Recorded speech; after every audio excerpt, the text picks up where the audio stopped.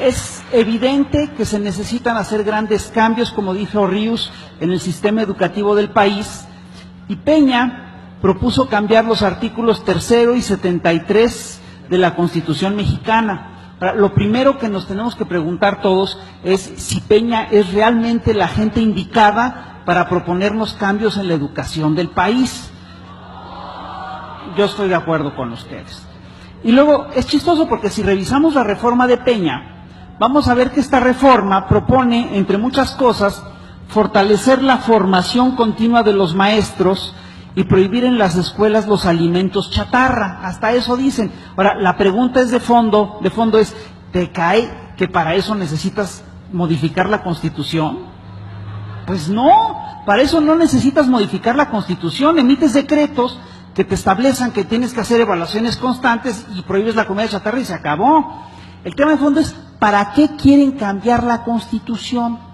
Y los cambios de fondo de la reforma son aquellos por los que se cambia la Constitución, como bien lo dijo Ríos, no tienen absolutamente nada que ver con cuestiones educativas. Tienen que ver básicamente con el control político y con una visión neoliberal de adelgazamiento del Estado. Vamos por partes. La reforma primero propone crear un servicio profesional docente que implica concursos para el ingreso y la promoción de los maestros. Esto básicamente le sirve al Estado para afianzar el control sobre el gremio, pero eso no implica que el año, es decir, esto por supuesto que implica la posibilidad de que corran a un chorro de maestros, cosa que ya está ocurriendo.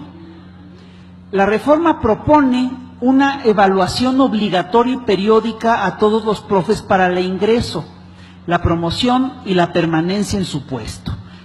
Una evaluación de este tipo es complicada porque de entrada México es un país muy grande y muy diverso y no puedes evaluar igual, de la misma manera, a un maestro del Distrito Federal que a un maestro de los Altos de Chiapas. Es decir, las evaluaciones tienen que ser distintas. Simplemente se convierte el examen tiene sentido, porque se convierte en una forma de controlar a un gremio que es muy difícil. Y la pregunta que nosotros nos hacemos todos es si Peña sería capaz de pasar el examen. Yo estoy de acuerdo con ustedes. Yo recuerdo una maestra que presentó un cartel que era muy bueno, que decía, bueno, mira Peña, hacemos el examen tú y yo. Si yo no lo paso, me voy, pero si tú no lo pasas, también te vas.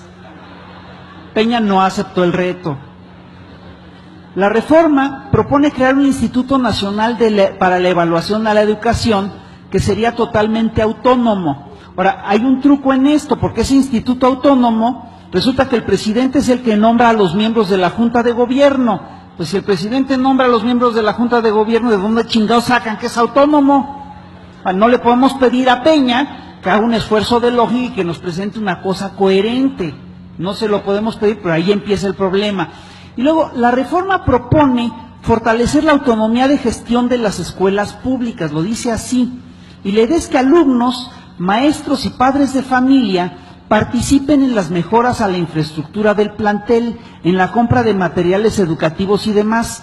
Esto ya está ocurriendo y básicamente lo que hace es que le pasa a los estudiantes y a sus familias el costo de la educación que debería de dar el Estado.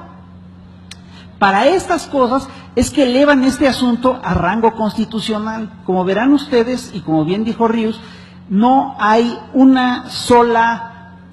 solo punto en la reforma educativa que realmente pretenda mejorar la educación. Con este proyecto de elevar la autonomía de gestión a rango constitucional, el Estado lo que hace es que se empieza a desprender de la obligación de dar una educación gratuita para todos. Y ese es el problema de fondo. Ahora, esta reforma que la aprobaron en 2012, tiene una cosa que es fantástica, tiene un punto que es muy bueno, que es muy importante y que poca gente ha recalcado, pero que a mí me parece fundamental. Es una reforma que se plantea que en cuanto sea aprobada la reforma, entonces sí van a hacer un censo de escuelas, maestros y alumnos para saber qué tan grave es la situación educativa del país. Y la pregunta es la siguiente: ¿no sería necesario hacer este censo y esta evaluación antes de hacer la reforma? Es como si ustedes fueran con un pinche doctor y el doctor les dice, joven, lo tenemos que operar. Y en cuanto salga de la operación, le hacemos análisis para ver cómo estaba.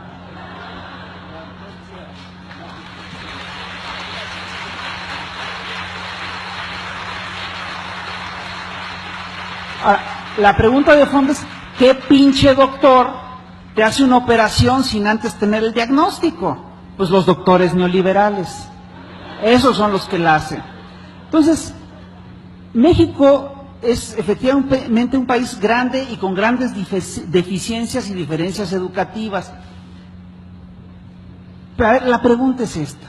¿Ustedes creen que Peña entiende la dimensión del problema? Si apenas está empezando a aprender las capitales. ¿Cómo chingados queremos que entienda la dimensión profunda de la reforma del problema educativo del país? Es absurdo. Ahí estamos mal nosotros, no él. Y luego, yo estoy convencido de que al encarcelar a Gordillo, el gobierno lo que hizo básicamente es poner de lado un poder fáctico, pero también puso de lado a uno de los pocos actores que realmente controlaban al gremio. Pero además, echó a andar esta reforma de manera arbitraria y autoritaria. Dicen que no fue arbitraria y autoritaria porque la votaron el PAN, el PRI y el PRD, pero no me chingues. Nunca consultaron a los maestros. Y además, lo que hacen estos señores no nos representa.